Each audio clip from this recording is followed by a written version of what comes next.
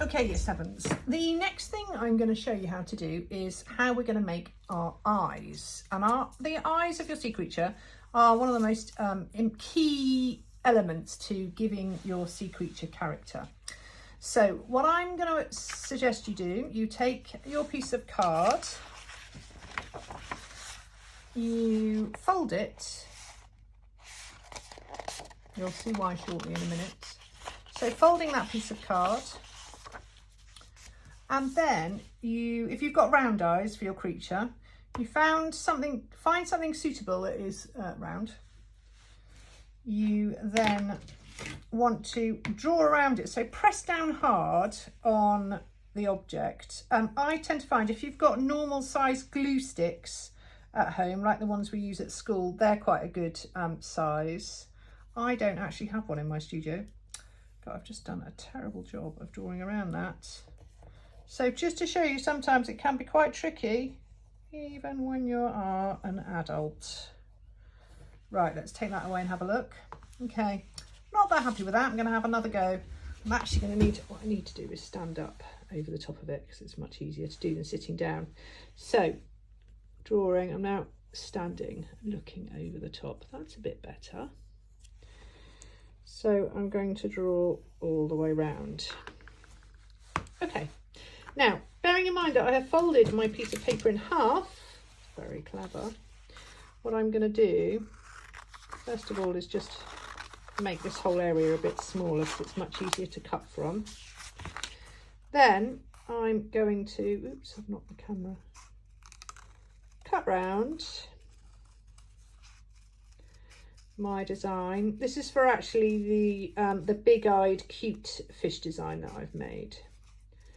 So I'm going to cut around that as carefully as I can. Try not to make your cutting jaggedy. Keep it as smooth as you can.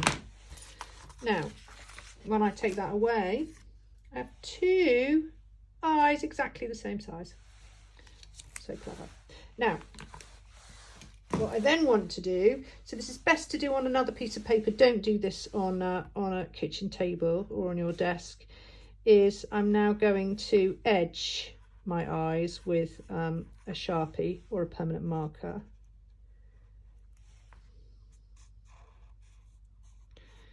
And again, you want to try and do this. Now remember, you can move it. You don't have to keep it in the same place.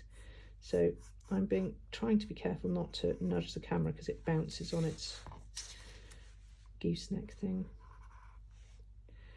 Okay, so I'm going to edge these. Turn it.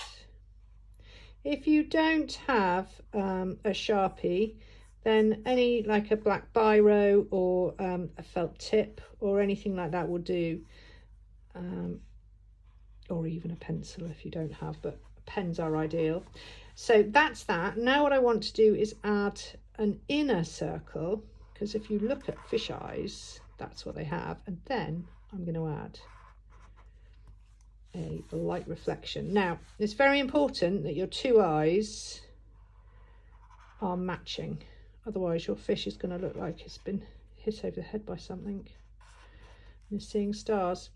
So and you could, if you wanted, actually colour those the pupil bits in and leave the light reflection, but I'm not going to do that because it'll just take a bit too long.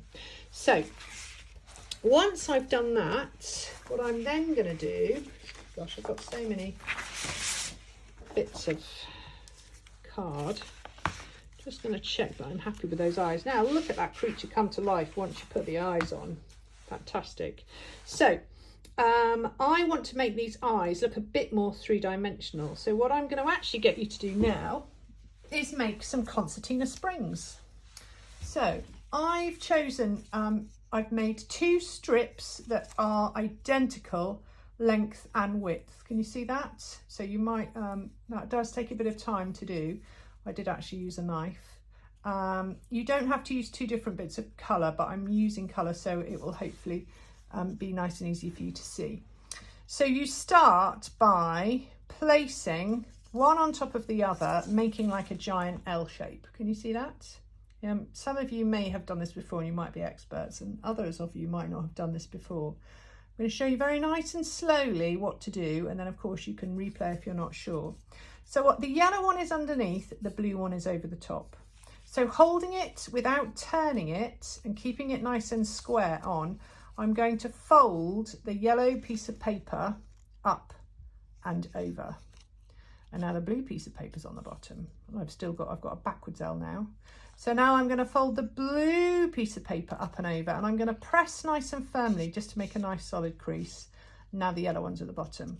I'm going to fold the yellow one up and over and press. I'm going to fold the blue one up and over and press. And I'm going to keep going.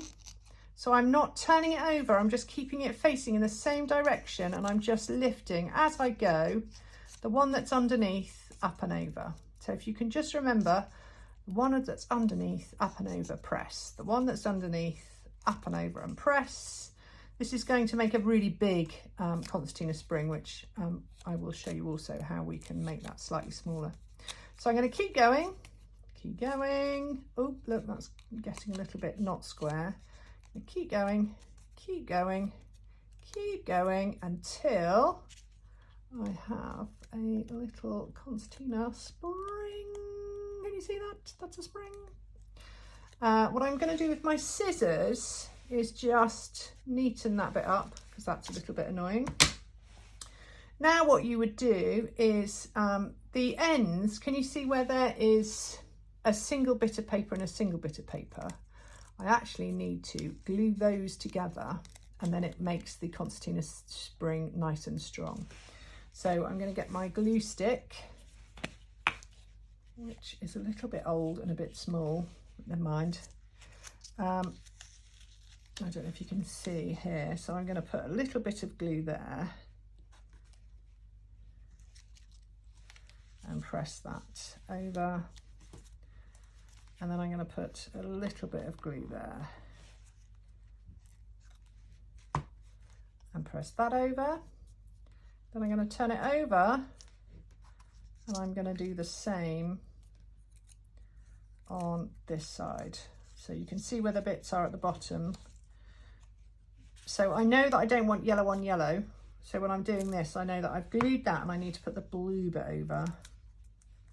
Press down. And then I'm going to put the yellow on the top. I'm going to press that down. And now I'm going to glue in the centre of where I want the eye to be.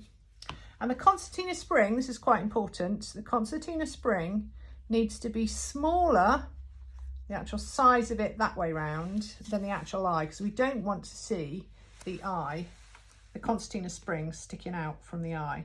So you might need to just have a practice and make sure that your concertina spring is the right size. And then you press the eye down. And then what it means you will have is, I don't know if you can see that, but it just gives it gives it a bit of movement and a bit more character, so that when you're opening your creature, it's like it's got a bit of movement and life to it. And obviously I would have put, in fact for this creature, I think because she's cute and not scary at all, and I'd probably call her Bubbles, I'd have a pink piece of paper behind.